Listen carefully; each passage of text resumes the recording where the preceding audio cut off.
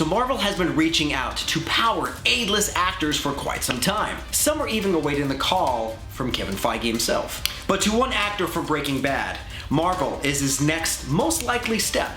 Let's talk about it.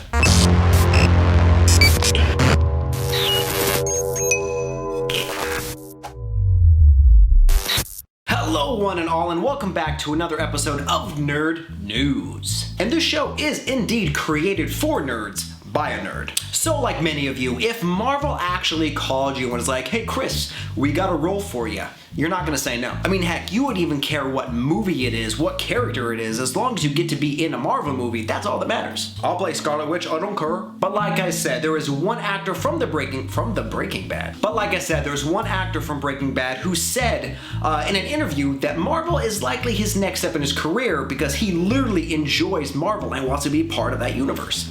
But before we get into today's episode, you know what to do. Please hit the like, the subscribe, and the notification bell so that you could be notified of all future episodes as I create them here in my office/guest bedroom. So the Mandalorian star and Breaking Bad villain legend, Giancarlo Esposito, he is ready to don some kind of costume for the MCU. I mean, with so many movies down the pipeline and so many rights to characters that Marvel finally got back into their home, the possibilities are endless, guys. But this is the question of the day, kids, so let's go on a little Marvel ride, or walk. Let's go down the Marvel yellow red brick road. Let's get on with it. Now, if you've watched Breaking Bad, you are very familiar with this character he played on that show called Gus. Breaking Bad is one of my favorite TV shows of all time. It was groundbreaking, it was compelling, you got sad, you laughed, you learned about meth. But seriously, this show is fantastic. If you haven't seen it, what's wrong with you? Stop this video and go watch it, then come back. He's a villain that you can't stop staring at. So his portrayal of the character Gus in that show is just unbelievable. He plays the character with this calm, cool, collected, intense. He always has things in control. He knows what's going on, but yet he has this little playful side about him. And it's a weird yin and yang. It's this complex just creature that you don't want him to leave the screen. But Gus makes for such a perfect villain because he's not a cookie cutter villain. It's not like, I'm going to destroy the world because I can. I crave power. No, he's much more relatable than that. You sympathize with him, you're afraid of him, you're angry with him, you'll laugh with him. He is the perfect villain, and his performance, like I said, is just...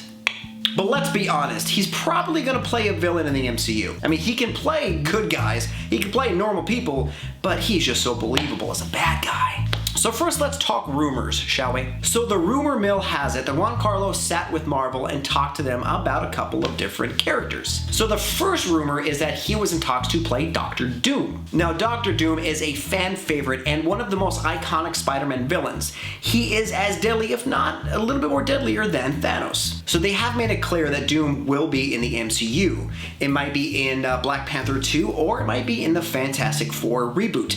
Thank God for that reboot. But Doom is a very interesting choice. It's not my top choice, but I wouldn't be too angry if he was Doom. Next rumor is that he was also in talks to play Magneto. Now, Magneto does imbibe that characteristic that Gus has, that disdain for humanity, disdain for humans.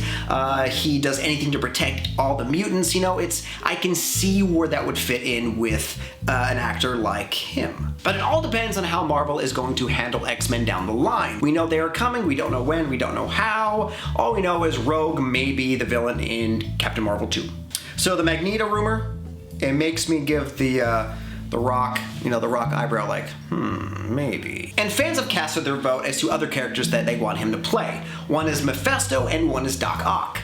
Now, Mephisto, if you're not familiar with him, he's pretty much like the devil. He makes deals with you, and obviously the deals go bad. Pretty much like GameStop. But the rumor on Mephisto is that Christian Bale might play him in Thor: Love and Thunder. So there's a whole other video right there. And Doc Ock, yet again, he is such an iconic villain. That's the only one that I can't really see. And Doc Ock is a great villain, probably one of the best villains in the older Spider-Man Sam Raimi days, because Spider-Man 2 was just great. But he's also depicted as a older, well, let's just say shapelier, he's fat. But I see Giancarlo more of like a Lex Luthor type, with he'll mess with you, he'll make you do things through him being like the puppet master of what's going on. So Doc Ock, I say nay on that one. So now let's get on to who I think Giancarlo should play.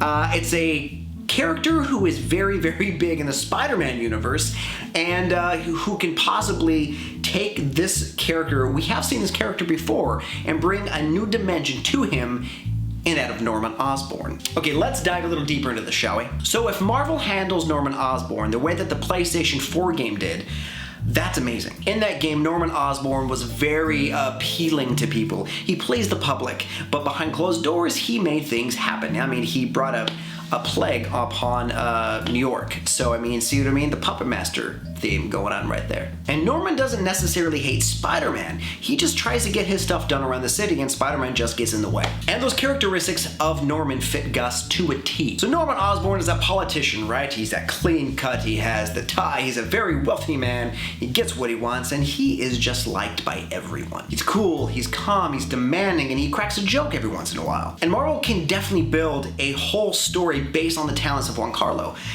He can embody that character and take him to so many different dimensions, so many different levels, so many complexities of emotion in the human psyche that I think he could make that character his own. I mean, Willem Dafoe did a great job. No, I'm not gonna knock anything off Willem Dafoe, but there's so much room for an expansion with Norman Osborn, especially with Giancarlo if he was cast in that role. So take the acting out of it, right? He has that look, you know,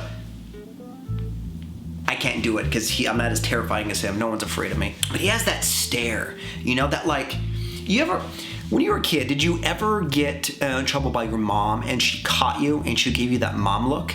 And without saying a word, instantly you know you're gonna die? Giancarlo can do that. I mean, just look at him in Breaking Bad. Half of the scenes he's in is really terrifying, but when you see him running the restaurant, he's this, hello, welcome. What can I get you? And he's very smiling and he puts on a face, he puts on a mask. That's Norman. Now, you know, combine the two. So my pick for Giancarlo is going to be Norman Osborn.